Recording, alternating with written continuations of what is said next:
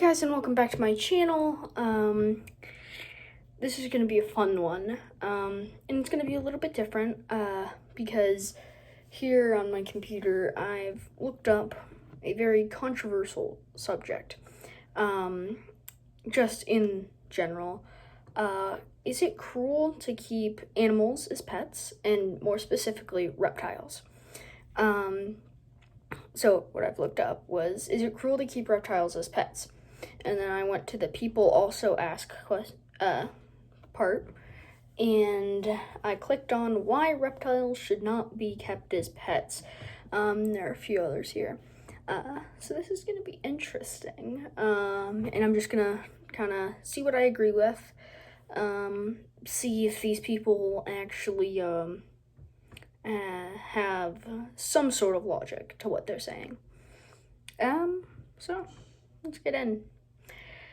Okay, so why reptiles should not be pets. Okay, most pet reptile, and this is what they've written. Most pet lizards die within a year. 3 in 4 reptiles perish because they cannot escape the pain and hunger in a captive environment. Reptiles should not be kept as pets because 3 in 4 die within a year, according to a leading biologist.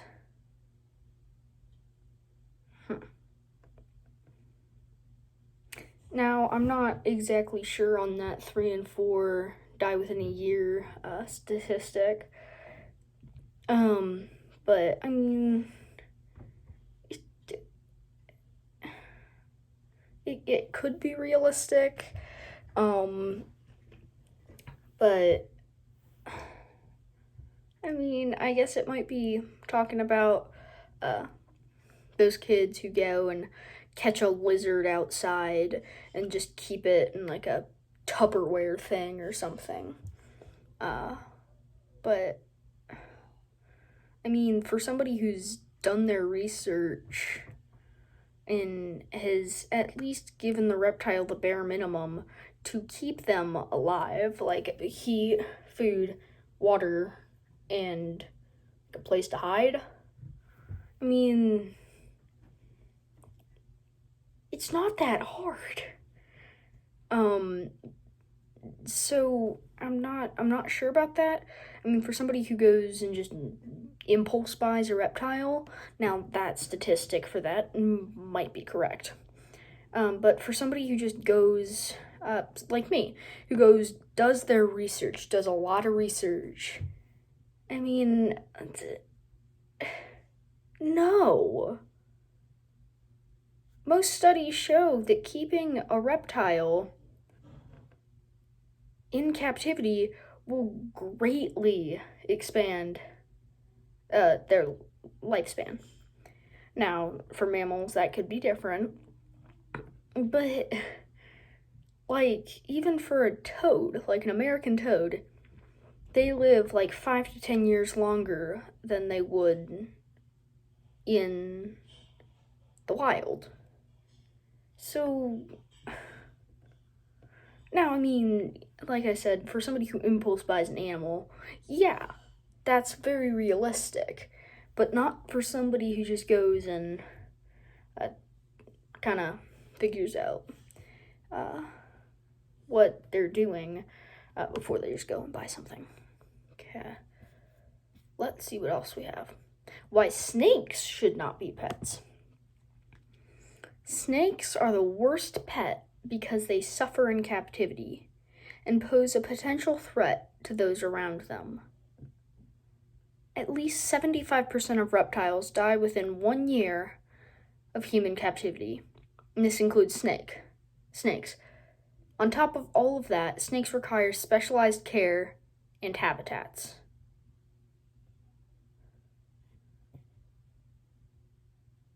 That's not true at all. If anything, some snakes are a lot easier.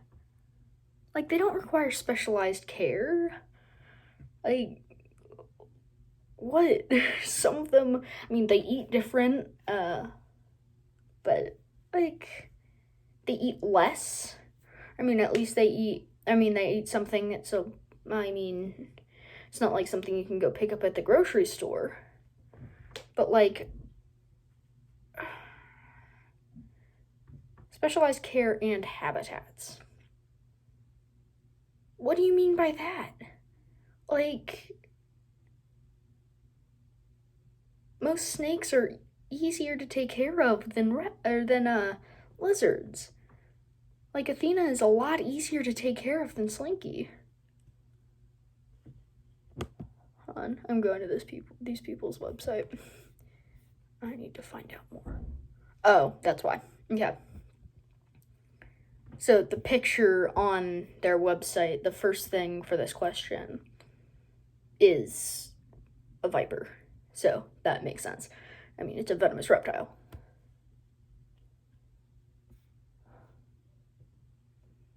Oh gosh. Snakes can be hard to read. Snakes can't vocalize its needs. Specialized needs. Many people don't understand how different from mammals snakes can be. And on top of that, they don't realize that the vast differences exist between different species of snake. Oh my gosh. So I guess this is talking about somebody, again, who, like, doesn't know what they're doing? I mean, what? You could probably take care of a ball python for a decent amount of time with just, like, maybe an hour's worth of research. That's not that hard. Like, I get that, but why would that make snakes a bad pet? I mean, like, if they have a good owner, they're a great pet. Like, the range in size and diet of two different species of snakes is incredibly diverse.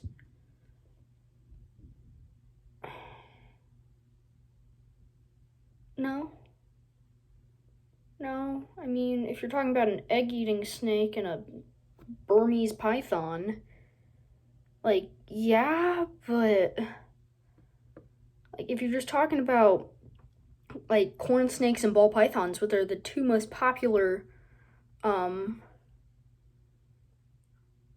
like, oh gosh. For example, most people know that snakes eat small rodents and reptiles. I don't know anybody who feeds their snake reptiles. But did you know that there are some snakes that only eat eggs? Okay, so don't get an egg-eating snake. Problem solved.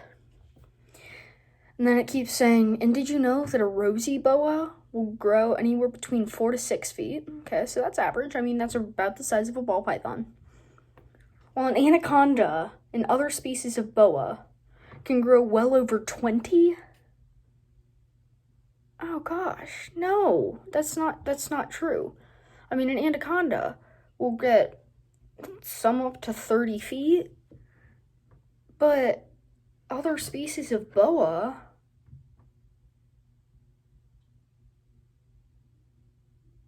I'm Googling this. What are the world's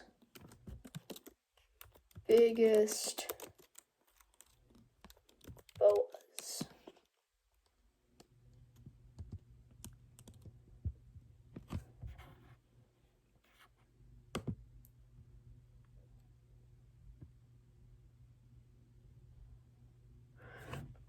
If you look it up, it says, what is the largest big boa constrictor in the world?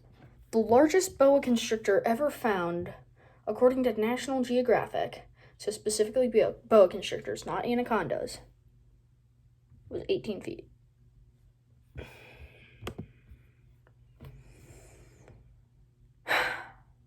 So don't get an anaconda?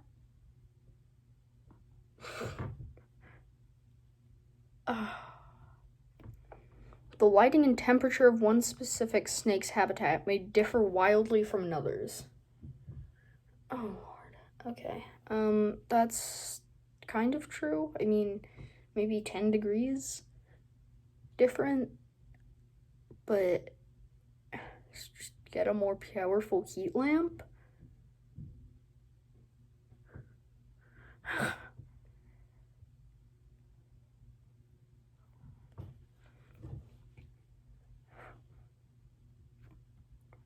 Oh, Rosybilla doesn't require some sort of light. Didn't know that. So they know something. Sounds like they've done their research. Wrong amount of humidity can be detrimental to a snake's health. Now that I agree with. That is definitely true. You don't want to keep a king snake in too humid of an environment or an anaconda in too dry of one. Okay, hold on. How many just common, like, people who keep snakes have a freaking anaconda? So I don't get why they're choosing to use an anaconda as that instead of literally any other snake that needs a lot of humidity. But I do agree with that. So scale rot and everything like that. Like if there's like sitting water in your snake's enclosure, big problem. No two snakes are alike, and it can be very difficult, if not downright impossible, to mimic their natural environments in captivity.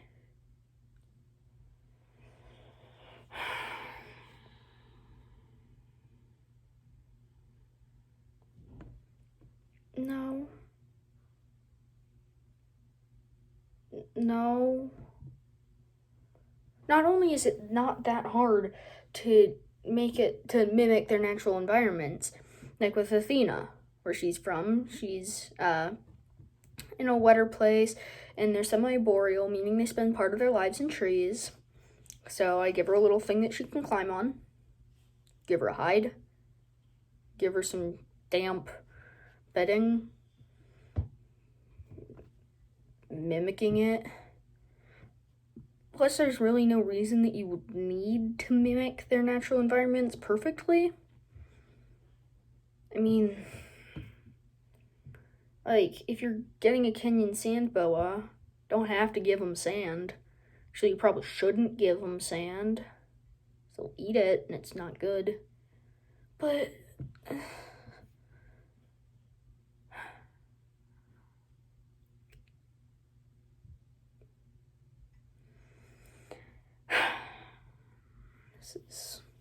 snakes are not domesticated animals. Dogs and cats have a close relationship with humanity. Okay, so when you're getting a reptile, are you expecting to get a dog and a cat? No. I mean, unless you're getting like an Argentine Tegu, maybe those will be kind of like a dog, or kind of like a cat. But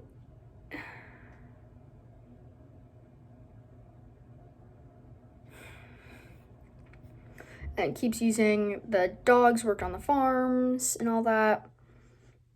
So did snakes. I mean, they didn't work for the humans, but they ate the rodents that were eating other stuff like corn snakes, milk snakes. Those got their names because of what they did around the farms and helping with that kind of stuff. So, I mean, that kind of doesn't make sense. Not to mention the love of affection or just about every person who's ever walked across the planet. Okay, so I mean, with enough work, I mean, you can get basically any snake. Now there are some snakes that are just lost cause, but like that you can't really domesticate too well. But I mean, some of them, like Athena, she loves coming out. There are some chameleons who like will walk, like you just put your hand out and they'll walk onto your hand because they love coming out. They love attention. Now, is that true with everything? No. Do all dogs love people? No. But cats are not the same way. Oh gosh. I'm a dog and I'm a reptile person. Just yeah. Oh,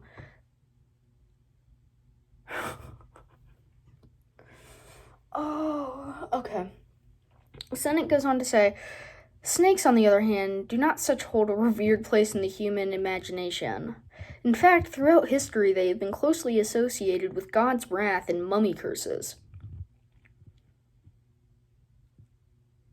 I'm pretty sure that if you see a black snake, it's not considered bad luck. And I'm pretty sure cats are more associated with mummies than snakes are.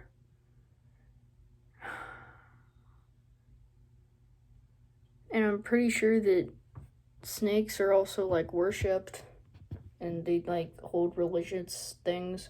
Because on a lot of symbolic, religious symbolic things, you'll find snakes, like, and that kind of stuff. There's all sorts of stuff with snakes in it, so that's not true. And feel no special bond with us humans. That's true. I mean, reptiles aren't necessarily there, so they can be your puppy dog. Now, I mean, there are some exceptions to that, but you're not really getting a reptile, so then you like... Okay. Snakes don't like captivity. That's just downright wrong.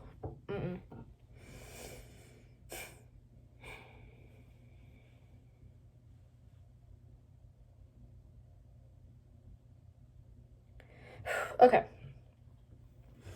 So...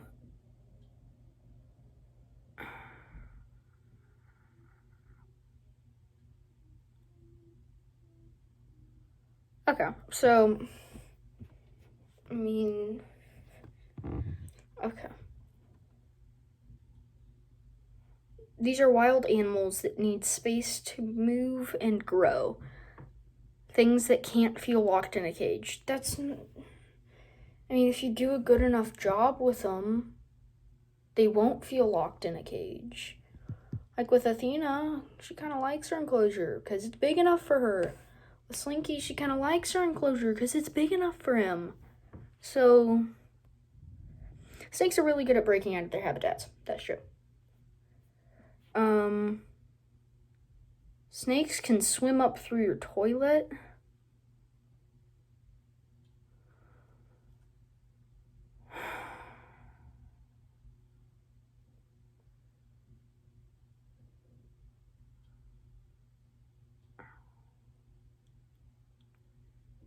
Okay. I'm not gonna comment on that one. Snakes carry salmonella. It's true. Dogs carry diseases. Cats carry diseases. Snakes carry diseases. And snakes carry diseases. It's not like if you touch one, you're gonna die. Like with both Slinky and Athena, I give them baths fairly regularly. Not just like with water, with actual dish soap is what I use because it's not harmful for them. Meaning that when, like if Athena poops or something, I'll go and I'll wash her off. And then you don't really have to worry about that because it's not like they're like covered in salmonella. It's in them. But okay, and like I have a big thing of hand sanitizer for after I hold Slinky and Athena. Problem solved.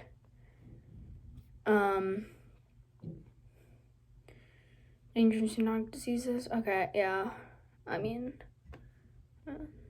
what? So take it to the vet once you buy it, or don't wild catch them. You can't really get a disease from something that's been bred in captivity for a long time. Because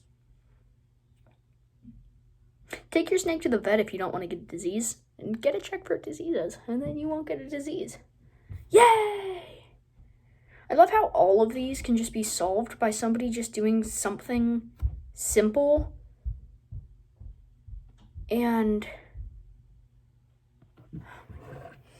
it's all you have to do is a little bit of work, and then literally I haven't heard one of these that cannot just be problem solved. There's a little bit of work.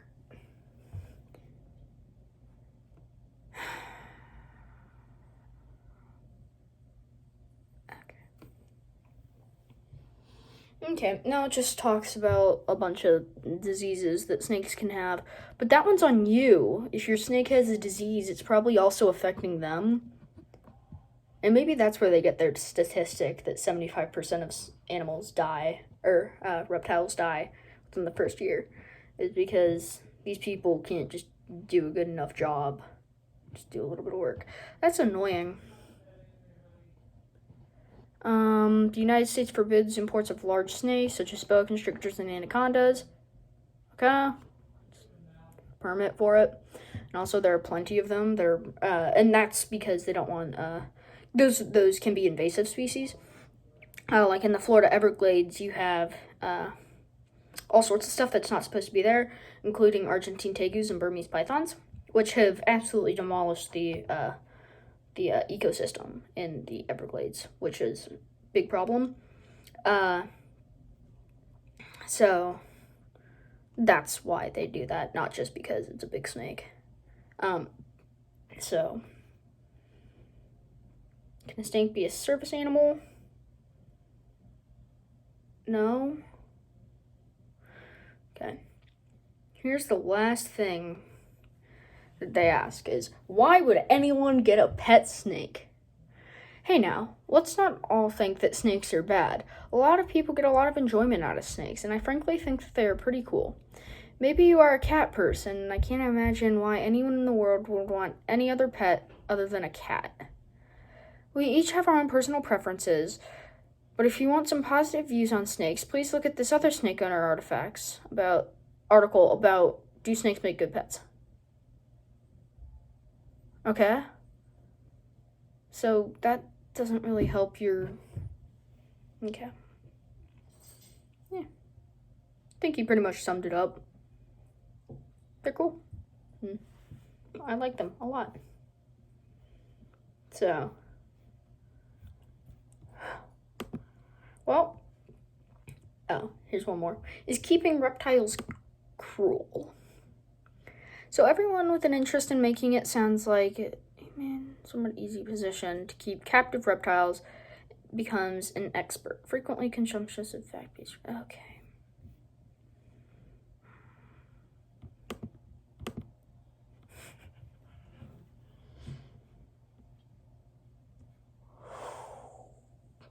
Okay. Well, this was fun. If you guys like this video, try and comment down below. I don't know, it did glitch on my last video, but I'm trying to get that figured out. But if you can, comment down below, and I might make a part 2 about this video. And also comment what you want to see next, because I'm working on a video about Athena,